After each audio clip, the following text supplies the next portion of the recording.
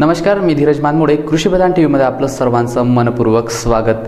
पाहूया आजच्या काही विशेष घडामोडी.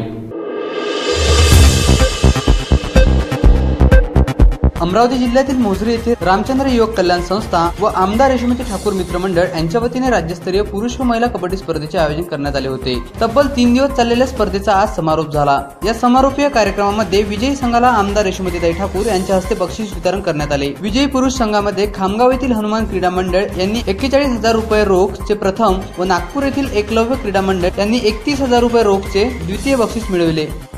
तसेच विजयी महिला संघामध्ये नागपूर येथील विदर्भ महिला क्रीडा मंडळ यांनी 31,000 रुपये रोखचे प्रथम व नागपूर येथीलच संघर्ष महिला क्रीडा मंडळ यांनी 21,000 रुपयाचे रोखचे द्वितीय बक्षीस पटकावले. समारोपीय समारंभाला परिसरातील क्रीडाप्रेमी व नागरिक मोठ्या संख्येने उपस्थित होते. सदानंद आखरे, ब्युरो रिपोर्ट, कृषी प्रधान टीव्ही, मोझरी.